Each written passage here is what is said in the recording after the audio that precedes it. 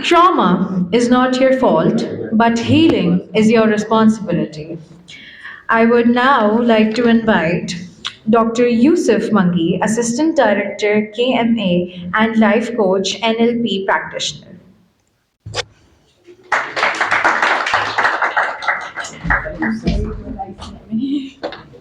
अच्छा जी, आपसे जो मेरी गुफ्तगू होगी वो सिर्फ 20 से 25 मिनट होगी और मैं आपसे जो ना एक ही गुजारिश करूँगा कि मुझे आपकी थोड़ी सी तवज्जो चाहिए। अभी एक शानदार प्रेजेंटेशन सर ने दी थी जिसके अंदर ऐसी बहुत सारी बातें हैं जिनको हम लोग अपनी डेली लाइफ में इग्नोर कर देते हैं, लेकिन बहुत इम्पॉर्टेंट होती हैं। इस अगर प्रेजेंटेशन का मैं टेक अवे बताऊँ कि मुझे क्या मिला सीखने को, तो इसमें जो सबसे पहली बात मुझे सीखने को मिली ना, कि हमें अपने एंड पे ना एज एन इंडिविजुअल रिस्पॉन्सिबिलिटी लेनी है।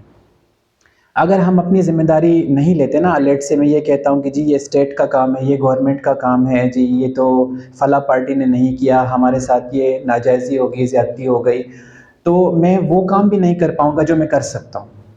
ठीक है? अगर हम लोग मगरिब की मिसाल भी देते हैं, डेवलप्ड कंट्रीज़ की मिसाल भी देते हैं ना, तो वो लोग भी रूल्स को फॉलो करते हैं। और ऐसा हो नहीं सकता कि वो सिर्फ हुकूमत कुछ कर लेती है और आवाम कुछ भी नहीं करता। So you and I have to take responsibility. पहली बात तो क्लियर हो गई। अच्छा, सर ने बात की थोड़ा साइंटिफिक रीजंस के ऊपर, मैं ज़रा आपसे बात करना चाहता हूँ थेरेपी के पर्सपेक्टिव से। एंड आई थिंक ये जो कोचिंग और थेरेपी का एलिमेंट है वो हमेशा बड़ा इंपॉर्टेंट रहता है ज़िंदगी में, क्योंकि हम सब की ज़िंदगी में इर्द गिर्द आप देखते हैं तो बहुत सारे लोग हैं जो स्ट्रगल कर रहे होते हैं और हमें पता नहीं होता इस बात का, है ना? आपके घर में, आपके आपके कॉलेज में, आपकी यूनिवर्सिटी में आपके साथ जो साथ बैठा हुआ होता है उसके बारे में आपको पता नहीं होता। आप मोबाइल पे होते हैं, आपको कई मील दूर एक इंसान के बारे में पता होता है, लेकिन जो आपके साथ बैठा होता है उसके बारे में आपको पता नहीं होता कभी भी। ठीक है? सो पहला जो जो थंबनेल है जिसके ऊपर हमें वर्कआउट करना है वो है आपकी एम्पैथी। एंड मोस्टली जब हमें लोग अपने साथ ना, बराबर में मेरा कोई दोस्त अगर मेरे साथ कोई अपनी मेंटल हेल्थ के ऊपर, अगर किसी को डिप्रेशन हो गया है, किसी को कोई एंजाइटी का इशू है, किसी को एंगर का इशू है, वो मेरे साथ चीज़ें शेयर कर रहा होता है, तो मैं फ़ौरन से ना सजेशंस में पड़ जाता हूँ। नहीं नहीं, तुम ऐसे कर लो, तुम ऐसे कर लो, तुम ऐसे कर लो। एंड मोस्टली कभी कभी ऐसा भी होता है कि शायद वो सिर्फ हमें सुना रहा है और अपना बोझ हल्का कर रहा है, but why we do it, हमें हमेशा सजेशन ही याद आती हैं, बिकॉज वी ऑलवेज से कि किसी दूसरे का मसला हमेशा हमें छोटा लगता है और अपना मसला हमेशा बड़ा लगता है। ऐसा ही है। सो सबसे पहला इंपॉर्टेंट जो है हमारी ज़िंदगी में वो है एम्पैथी, जिसको हम बहुत ज़्यादा मिस आउट कर जाते हैं, जिसकी वजह से बहुत सारे प्रॉब्लम्स हैं। क्योंकि आप किसी के अंदर से तो होकर नहीं आए ना, तो आपको नहीं पता कि कौन कितनी स्ट्रगल कर रहा है। सो आप एक ही चीज़ की वजह से उसका सपोर्ट सिस्टम बन सकते हैं, वो है आपकी एम्पैथी। सेकंड, मैं अपने एक्सपीरियंसेस को दूसरे के एक्सपीरियंसेस पे इम्पोज कर रहा होता हूँ, जिसको हम कहते हैं perception is projection. Like let's से मेरे साथ जो मेरी ज़िंदगी में जो कुछ भी हुआ है और मुझे लगता है कि बस बाकी लोगों की भी ज़िंदगी वैसी ही है, तो मैं अपने एक्सपीरियंसेस के बुनियाद पे लोगों के ऊपर अपने थॉट्स इम्पोज कर रहा होता हूँ। और पाकिस्तान में रहते हुए आपको बहुत अंदाज़ा है, मैं बहुत सारी चीज़ें बात नहीं करूँगा, लेकिन आप समझ जाएंगे कि हमारे जो बिलीफ सिस्टम है, हमारा जो फ़िरका परस्ती है, हमारा जो मज़हब है, हमारी बहुत सारी ऐसी चीज़ें हैं जो कि हमें लगता है कि हम ही बिल्कुल परफेक्ट हैं और दूसरा वाला गलत रास्ते पर है। गलत और सही का फैसला तो बाद में होगा, पहले इंसान तो बन जाएं हम लोग। मुझे तो अपना हिसाब देना है, मुझे किसी और का तो हिसाब देना नहीं। I am accountable and responsible for my own actions. And मैं अगर वो चीज़ें सही कर लेता हूँ तो इट्स ऑल्सो प्रीचिंग सम और दी अदर वे, बिकॉज अगर आपका करेक्टर अच्छा है, आपके वैल्यूज़ अच्छे हैं, आपका बिहेवियर अच्छा है, तो लोगों के ऊपर इसका इम्पैक्ट पड़ता है, आपको लोग फॉलो करने लगते हैं। ऐसा ही है। सो मैंने बात की एम्पैथी के ऊपर, मैंने बात की लोगों की अजम्पशंस के ऊपर, माइंड रीड के ऊपर मैंने बात की कि हम लोग हमेशा ना कोई दो जुमले हमें बोलता है और बाकी चार हम जुमले उसके साथ मिला लेते हैं। We come to the conclusion and that's where we are lacking. And most of the time हमारे इर्द गिर्द जितने भी लोग स्ट्रगल कर रहे होते हैं, इसलिए कर रहे होते हैं कि we don't show empathy to them, we don't show a real support system to them. So that's why फिर एंड अप ये हो जाता है कि जैसे डॉक्टर साहब आके बात करेंगे कि हमें मेडिसिन की तरफ जाना पड़ता है, क्योंकि हमारे पास कोई और चारा बचता नहीं है। ठीक है? सो परसेप्शन इस प्रोजेक्शन का जो कॉन्सेप्ट है हमारी ज़िंदगी में हर जगह पे अप्लाई होता है। आप अपने बारे में जैसा भी सोचेंगे, जैसा वहमो गुमान करेंगे, वैसा ही आपको रिजल्ट मिलेगा। ऐसा ही होता है ना कि अगर आप नीचे यहाँ बैठे हुए हैं और अगर आपको बहुत ज़्यादा एंग्जाइटी हो रही है कि मैं यहाँ पे स्टेज पे आके क्या बात करूँगा, तो हायर चांसेस कि जब आप यहाँ आएंगे तो आपको हेजिटेशन फील होगी, क्योंकि आपने अपने जहन में ना एक इमेज बिल्ड कर लिया है और वो इमेज आपका ये है कि जी मैं ये काम नहीं कर सकता। लेकिन जो मेरा मानना है, जिस तरह की चीज़ें मैंने देखी हैं, हमारा जो सबसे बड़ा इम्पोर्टेंट रोल होता है ना, वो जहन का होता है and we don't follow it. हम लोग ब्यूटिशंस वाले जो ट्रेंड्स हैं, फैशन है, वो सब कुछ फॉलो कर रहे होते हैं ना कि नहीं अब इस फैब्रिक का फैशन चल रहा है, we have to do it, सब चीज़ें कर रहे होते हैं। हमारे जिस्मानी जितनी भी चीज़ें हैं जो अपडेट हो रही होती हैं फैशन के साथ, हम उसको करना बहुत ज़रूरी समझते हैं, बट मेंटल हेल्थ के ऊपर हम कभी भी फोकस नहीं करते। मतलब हमें लगता है बड़ा खुश शक्ल इंसान है, ड्रेसिंग भी अच्छी की हुई है, सब कुछ है, लेकिन जब आप उसके साथ बैठेंगे और अगर आपने 2-4 सवाल ऐसे पर्सनल पूछ लिए तो आपको पता चलेगा कि वो कितना दुखी है अपनी ज़िंदगी में। और मेंटल हेल्थ का आपकी पूरी ज़िंदगी पे डायरेक्ट इम्पैक्ट है। हमारी सोसाइटी ने तो एक टैबू बना लिया है ना कि if you are going through some mental challenges, आप पागल हैं, आपका इलाज ही नहीं है, आप एलियन हैं, इस प्लेनेट से नहीं हैं। लेकिन देखा जाए तो मेंटल हेल्थ भी तो यही है ना कि जैसे आपको कोई अल्लाह ना करे टाइफाइड हो जाए, मलेरिया हो जाए, नॉर्मल से मसाइल आपकी ज़िंदगी में होते ही urgently go for the treatment और आप रिकवर होके आ जाते हैं। लेकिन मेरे साथ मेंटल हेल्थ का मसला होता है 7 ईयर्स में और मैं उसकी ट्रीटमेंट ढूंढ रहा होता हूँ 22 साल में। तो अब 17-18 साल तक मैंने उसको कभी एक्नॉलेज नहीं किया, तो वो सप्रेस्ड इमोशंस मेरे अंदर हैं, तो वो निकलेंगे भी तो उसी तरीके से ना। मुरीन न्याज़ी का एक शेर है कि मैं भी तो हूँ अपने आप के पीछे पड़ा हुआ, मेरा शुमार भी तो मेरे दुश्मनों में है। आई ऑलवेज से कि नहीं ये बंदा ना मेरी खिलाफ है, ये जो दोस्त है ना ये मेरे साथ पॉलिटिक्स करती है, ये बिल्कुल ठीक नहीं चलता मेरे साथ, they all are against of me, but at the end of the day I don't pay attention to myself even. मैंने कभी अपने आप को भी तो नहीं देखा। And most of the time बहुत सारी ऐसी चीज़ें होती हैं जो कि बहुत माइनर है, लेकिन हम उनको ऐसे इग्नोर कर लेते हैं कि जैसे ये बात थी नहीं। जैसा कि people will forget whatever you said to them, but they will never forget how you made them feel. वो कभी नहीं भूल सकता इंसान जैसे आप उसको फील करवाएंगे।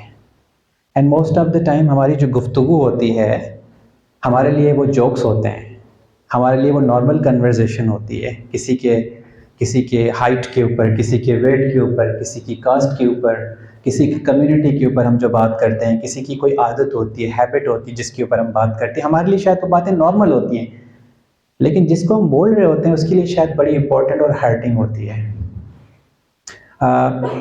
ज़िंदगी में अगर आपको कभी मौका मिले तो अशफाक अहमद उर्दू लिटरेचर का एक नाम है, उसकी किताबें हैं ज़ाविया के नाम से, आपको मौका मिला आप ज़रूर पढ़िएगा। उन्होंने उस किताब की एक चैप्टर में कहा है कि when you are having argument with someone, आपकी किसी के साथ ऐसी बहस चल रही है कि बहस के दौरान यू फील लाइक कि अब मेरे पास एक ऐसा पॉइंट आ गया है कि अगर मैंने बोल दिया तो I will be the winner और ये सामने वाला शख्स मुझसे हार जाएगा। तो वो कहते हैं कि खुदा के लिए अपना जुमला रोक लो लेकिन इंसान को बचा लो, बिकॉज उसका दिल तुम्हारी जीत से ज़्यादा इम्पॉर्टेंट है। So just observe what we do in daily life. हमारी नॉर्मल कन्वर्सेशन में हम जब सी ऑफ कर रहे होते हैं अपने फ्रेंड्स को, तो ऐसी बहुत सारी बातें बोल रहे होते हैं जो कि वो लड़का या लड़की घर जाके सोचता होगा कि मुझे आज ऐसा बोला गया, और सुबह को आप उनके साथ बहुत नॉर्मल कन्वर्सेशन कर रहे हैं, लेकिन आपको पता ही नहीं है कि आपकी वजह से किसी ने जो है ना पूरी रात जाग कर गुजारी है। And this all starts from very normal conversation, we never know. So हमेशा व्हेन आई से कि mental health is very important, it is not just about me, I am also responsible you guys. मैं आपके साथ बैठा हूँ, मुझे बड़ा conscious होकर बात करनी है कि ऐसा ना हो कि मैं कोई ऐसी बात कर दूँ आपके साथ जो आपको बड़ी हर्ट करे और उसके बारे में आप जाके सोचें, राइट।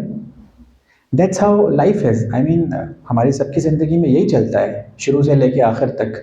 सो मैंने NLP पढ़ा है, न्यूरो लिंग्विस्टिक प्रोग्रामिंग ना, मोस्टली जो कि कॉग्निटिव बिहेवियरल थेरेपीज़ के ऊपर बातचीत चलती है, जिसके अंदर ना लैंग्वेज का बहुत बड़ा रोल प्ले है कि जो आपके वर्ड्स हैं वो कितने इंपॉर्टेंट होते हैं लोगों को अच्छा फील कराने में और बुरा फील कराने में। तो अगर मैं ये एक्सपेक्ट करता हूँ कि मेरी मेंटल हेल्थ बड़ी इंपॉर्टेंट है और मुझे अपना टेक केयर करना चाहिए, तो मेरी ये रिस्पॉन्सिबिलिटी है एज ए एजुकेटेड पर्सन कि मैं अपने मुंह से भी कुछ ऐसी बात ना करूँ, because action is always reaction. If you are saying something to someone, be also ready for the consequences. फिर आप ये क्लेम नहीं कर सकते कभी भी कि जी मैंने तो कुछ नहीं किया था, मेरी तो नीयत ऐसी नहीं थी, इसने मेरे साथ ऐसा बुरा कर दिया and I feel bad about it, because you have said something. And you know what? The basic definition of communication is the communication is the response you get. Communication is the response you get. तो आप जो भी बात करेंगे उसके आपको outburst आएंगे। So you have to be very mindful in terms of your conversation. So मैंने जो बात की है आपसे एक्सटर्नल कन्वर्जेशन की बात की है। Now let's talk about internal conversation. जब आप गाड़ी चला रहे होते हैं, आपके इर्द गिर्द कोई नहीं बैठा होता है, what type of conversation you do with yourself? क्या बात करते हैं आप अपने आप से? That's also important. If you continuously से नेगेटिव टू योर सेल्फ, आज मेरी असाइनमेंट जो है ना अच्छी नहीं गई, आज मुझे दोस्तों ने ये कह दिया, ऑफिस में बॉस ने मुझे ये सुना दी हैं बातें, मैं तो ऐसा हूँ, मैं तो ऐसी हूँ, मुझसे अब कुछ भी नहीं होगा। You know, whatever you say to yourself, it will go to your unconscious mind and you will start believing in it. एक दिन आएगा जो बातें आप अपने आप से कह रहे हैं, जो झूठ पे मबनी हैं, वो सारी बातें आपको सच लगने लगेंगी। ये जो आपके इर्द गिर्द लोग बैठे होते हैं ना, वो कहते हैं जी भाई मैं तो ऐसा ही हूँ, मेरे साथ चलना है तो चल लो, नहीं चलना तो कोई बात नहीं, जाओ यहाँ से। ये लोग इनके थॉट प्रोसेस कभी से कहीं इनका बिगनिंग भी होता है और कहीं इनका एंड पॉइंट भी होता है। तो ऐसा नहीं है कि बस एक दिन में आपने आके देख लिया कि बस ठीक है ऐसे। How you do anything is equal to how you do everything. अगर आप अपनी स्टडीज़ में और उसके प्रोसेस में मसाइल का शिकार हैं, तो हायर चांसेस है कि ज़िंदगी के बाकी मामलात में भी आप स्ट्रगल कर रहे होंगे। एंड बहुत एक दूसरी कन्वर्सेशन मैंने कहीं सुनी थी कि अगर आपका दूसरों के साथ ताल्लुक ठीक नहीं है ना, तो आपका अपने साथ भी ताल्लुक ठीक नहीं होता। Once you know yourself, you know your values, you know your belief system,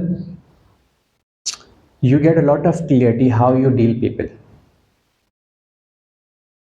फिर ऐसा होता है कि हम चलते हैं किसी के साथ, आगे एक हफ्ता गुजारते हैं, दो हफ्ते गुजारते हैं, फिर हमें लगता है कि नहीं नहीं, it's not compatible for me, या मेरे साथ नहीं चल सकता कोई ऐसा बंदा, मैं नहीं चल सकता।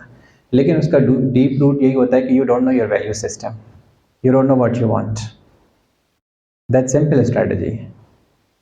सो when we talk about mental health, I just want to emphasise, I just want you to be realise कि अवेयरनेस में लेकर आए अपने आप को ना, बिकॉज ऐसा ना हो कि वो अवेयरनेस एक ऐसे टाइम पे आपको आए जब आप कुछ ना कर सको। अभी तो आप बहुत कुछ कर सकते हैं ना।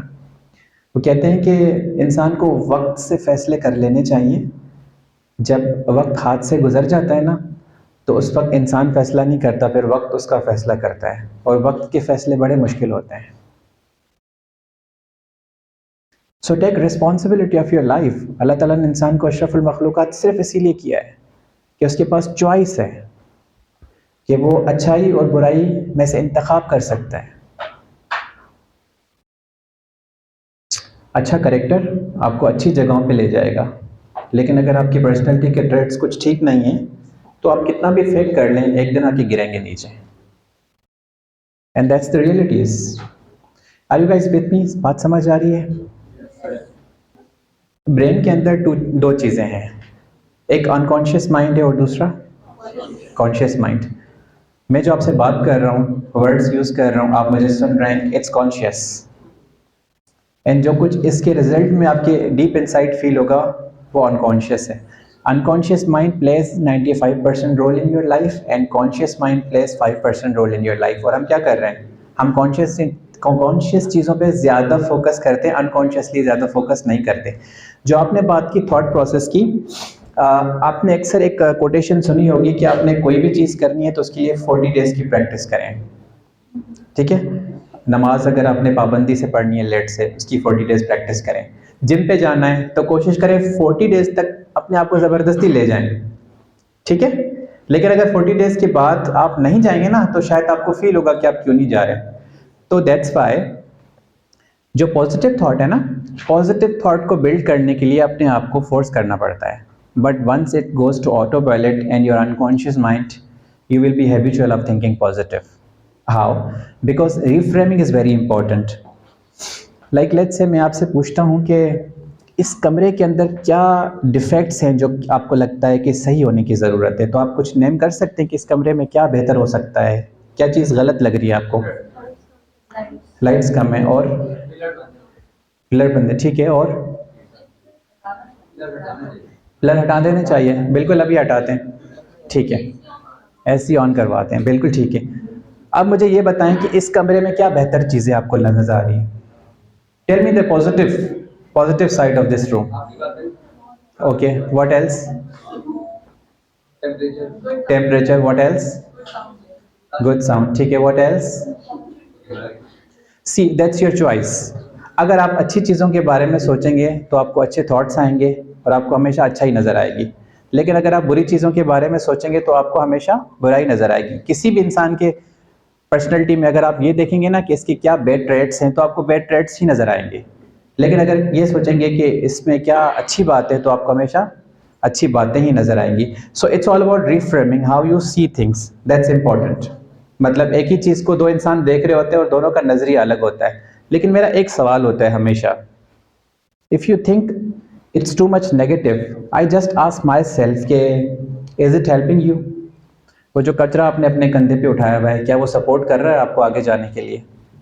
अगर आपको सपोर्ट कर रहा है तो बेशक उठा लें आप, लेकिन अगर आपको सपोर्ट नहीं कर रहा ना तो उसको अभी से गिरा दें आप नीचे, क्योंकि वो आपको लॉन्गर रन में सपोर्ट नहीं कर रहा। And that's how life is. अच्छा, आखिरी बात, उससे पहले I take my time 5 minutes बस। आपने देखा है कि जब सन राइज करता है तो वो बिल्कुल उसकी रोशनी ऊपर तक आने लगती है। जब उसके ऊपर क्लाउड्स आ जाते हैं तो रोशनी कहाँ जाती है? छुप जाती है ना।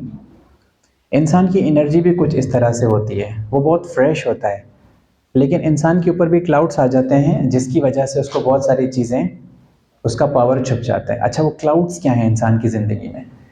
पहला क्लाउड ये है आपकी नेगेटिव, मनफी सोच, नेगेटिव थिंकिंग। चीज़ों के बारे में सोचते हैं आप, लोगों के बारे में नेगेटिव सोचते हैं, या आपके साथ कोई ऐसा बुरा इवेंट हुआ है, कोई एक्सपीरियंस गलत हुआ है जिसकी वजह से you are thinking negative about life. So पहला क्लाउड क्या होता है इंसान को जो डैमेज कर रहा होता है, what's that? Negative thinking. Second is negative emotions. अब नेगेटिव इमोशंस क्या क्या होते हैं? Anger, very nice, sadness, betrayal, anxiety, normal healthy depression, guilt, regret, overthinking, I take it into thinking part. So ये नेगेटिव इमोशंस होते हैं जो कि सेकंड क्लाउड होता है इंसान का। थर्ड क्लाउड होता है लिमिटिंग बिलीफ। आपको किसी ने कह दिया कि यार तुम कुछ भी नहीं कर सकते, and you start believing on it. जब आप लिमिटिंग बिलीफ वाली कैपेबिलिटी में आ जाते हैं ना तो उस वक्त ना आप डिसाइड ही कर चुके होते हैं अब तो ये आपसे काम होगा ही नहीं। I can't be in around the good friends, I cannot be good in relationship, I can't be good in studies, I cannot get married, I'm not a good husband, I'm not a good wife, etc. जो हमारी ज़िंदगी में daily life में चीज़ें आती हैं, that all comes under the category of limiting belief। ठीक है। सो 3 चीज़ें कौन सी बताई हैं मैंने आपको? Number 1 negative thinking, negative emotions, third is limiting belief, fourth is inner conflict. Inner conflict is very important and critical.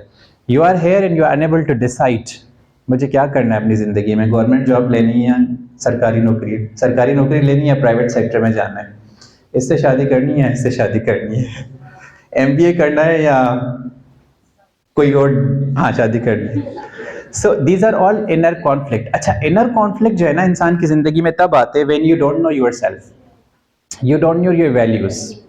So in 4 clouds को ना कोशिश करें कि रिजॉल्व करें. नेगेटिव थिंकिंग को रिजॉल्व करें, नेगेटिव इमोशंस को रिजॉल्व करें, इनर कॉन्फ्लिक्ट को रिजॉल्व करें, लिमिटिंग बिलीफ को इन्वॉल्व करें, ताकि आपका रिश्ता अच्छी जगह हो सके, वरना मसाइल हो जाएंगे आपके लिए. So that's how life is. I mean जिंदगी में you can only take responsibility of yourself. Okay, nobody will come to change your life. आप जितनी भी बातें मैं कर लूं यहाँ पे, ये चेंज नहीं कर सकती आपको जब तक आप खुद रेडी नहीं है इसके लिए. एक छोटी सी मिसाल देते हैं. जैसे आपके पास पेन एंड पेपर है, पेन है, सिर्फ पेन सबके पास है. जरा पेन को इस तरह करें, पेन को पकड़ के जरा यूं करें. बस कोई भी चीज आपके पास जो बिल्कुल लाइट हो उसको ऐसे रखें. हाँ, रख दें बिल्कुल. अभी आपको कुछ भी फील नहीं हो रहा, लेकिन 2 मिनट के बाद क्या होगा, 5 मिनट के बाद क्या होगा, 2 घंटे के बाद क्या होगा, नहीं उठा जाएगा. 24 घंटे के बाद क्या होगा, पैरालाइज भी हो सकते हैं आप. हमारे स्ट्रेस, हमारे ज़िंदगी के मसाइल जिनको हम बहुत इग्नोर कर रहे होते हैं और हमें उनके सॉल्यूशंस पता होते हैं, हम ऐसे ही होते हैं.